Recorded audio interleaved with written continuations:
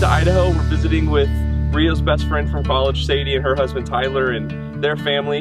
And we're gonna be here for a few days. It's been great so far. I mean, we just hiked up this mountain. It's called Flat Rock something. And when we were hiking up, we saw some footprints that were pretty big, and we didn't know if it was like a mountain lion or a squirrel or what. We just don't know how big the squirrels are. But there's some mountains out here. Snow over there, snow there, snow. A lot of snow way over there. You probably can't even see that, but yeah, we're here for a few days and then we're gonna head to our next stop. But we just left Washington a few days ago and visited with Rio's family, and it was great. We're having a ton of fun on this trip. We're already about 2 weeks in, and we're gonna decide where we're gonna go next, because this is the point in our trip where we're not so sure where we're going. But yeah, we're just gonna go with it and have fun along the way and hopefully not run into any mountain lions.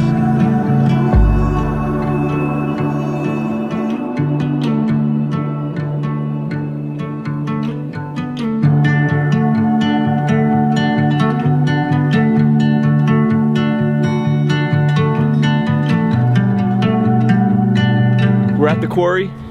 Wanted to do some free labor for the state of Idaho because they've treated us so well, so I'm gonna add a little rock to it. I think this is limestone. So yeah, just here to help. There's a frisbee down there too, so it looks like someone else tried to help, but they're kind of dumb. They don't really know rocks. So here we go.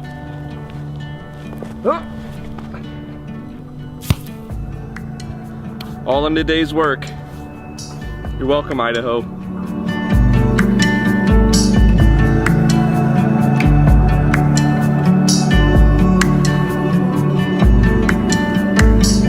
All right, we just got some ice cream. Oh. Come on, Rio. There it is. It was the only grocery store we could find at the time. Well, we did find another one, but I started going the wrong way on a one-way road again today. So twice in one day. But yeah, we've had a ton of fun with Sadie and Tyler, and their family's been hospitable and great. And today we went to a thrift store and I found a pair of genuine leather boots for only $4.50. No, actually cheaper than that. It was $5, but we only had $4.50, yeah. So they let us get it. Yes, so, and they were like over $100 pair of boots, even on sale. I checked. We've been blessed a lot along the way with families who are willing to spend time with us and house us, and we've had fun when we were on our own too, but it's just been a great trip so far, and we're looking forward to the next 15 weeks of doing this. So 15 weeks? We are currently at the park right now, and Sadie's at home with Carrie Ann napping, so we are on a date with Oakley. All right, we're gonna make these geese real fat today. You ready? Yeah! Okay, here you go. Here, don't give him the whole piece. Like rip off a piece and throw it his way. Hey, Dad. Oh boy. Oh boy, we did it!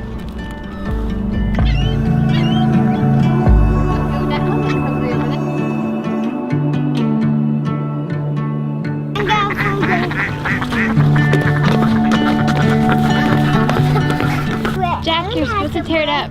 Huh? Quit throwing whole pieces of bread. Jack.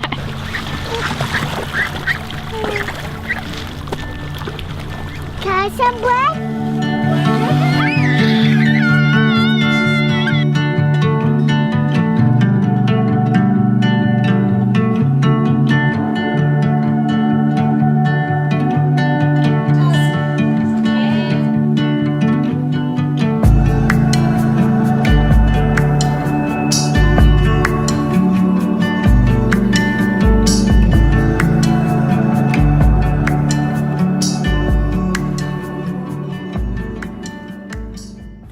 Visiting in Boise, we learned a lot of really cool facts from Sadie about this amazing state, and we want to share them with you. So I'm going to ask her some questions and she's going to answer them.